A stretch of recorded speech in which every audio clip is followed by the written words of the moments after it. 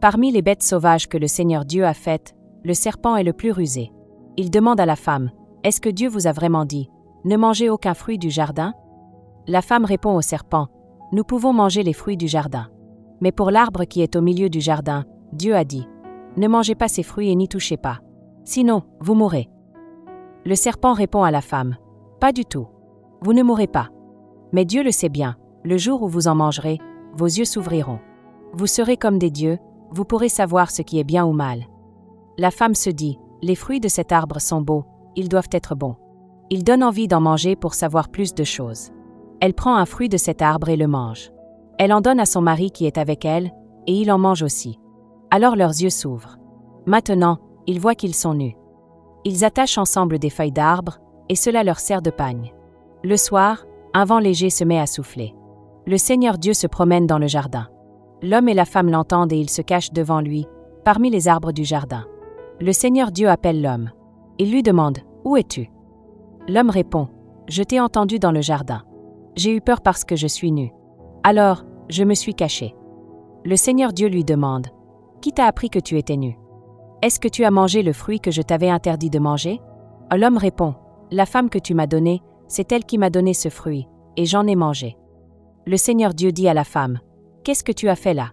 À la femme répond, « Le serpent m'a trompé, et j'ai mangé du fruit. » Alors le Seigneur Dieu dit au serpent, « Puisque tu as fait cela, je te maudis, parmi tous les animaux, tu avanceras sur ton ventre et tu mangeras de la poussière tous les jours de ta vie. Voici ce que je décide, la femme et toi, vous deviendrez des ennemis. Ceux qui naîtront d'elle et ceux qui naîtront de toi deviendront des ennemis.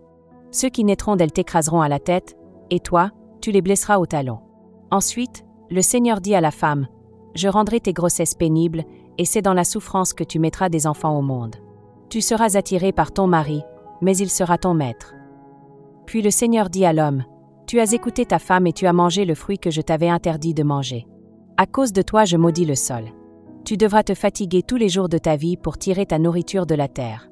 Le sol produira pour toi des plantes épineuses de toutes sortes. Tu devras manger ce qui pousse dans les champs. Tu gagneras ta nourriture en transpirant beaucoup, jusqu'à ta mort. À ce moment-là, tu retourneras dans la terre d'où tu viens. Oui, tu es fait de poussière et tu retourneras à la poussière. » L'homme, Adam, donne à sa femme le nom d'Ève, c'est-à-dire la vivante. En effet, elle est la mère de tous les vivants. Le Seigneur Dieu fait des vêtements en peau d'animal pour l'homme et la femme, et il les habille de cette façon. Le Seigneur Dieu se dit, « Eh bien, l'homme est devenu comme un Dieu, il connaît ce qui est bien ou mal. Maintenant, il ne faut pas qu'il prenne aussi les fruits de l'arbre de la vie. S'il en mangeait, il vivrait pour toujours. » Alors le Seigneur Dieu chasse l'homme du jardin d'Éden et il l'envoie cultiver la terre qui a servi à le faire. Après que le Seigneur a chassé l'homme, il place des chérubins à l'est du jardin d'Éden. Avec une épée de feu qui tourne dans tous les sens, les chérubins gardent l'entrée du chemin qui conduit à l'arbre de la vie. Prière. Seigneur Tout-Puissant, nous venons devant toi avec humilité et reconnaissance. Aide-nous à reconnaître les tentations qui nous éloignent de toi et donne-nous la force de marcher dans ton obéissance. Merci pour ton amour et ton plan de rédemption, malgré nos faiblesses. Remplis nos cœurs de ta sagesse et guide-nous chaque jour sur le chemin de la vie. Au nom de Jésus-Christ, Amen.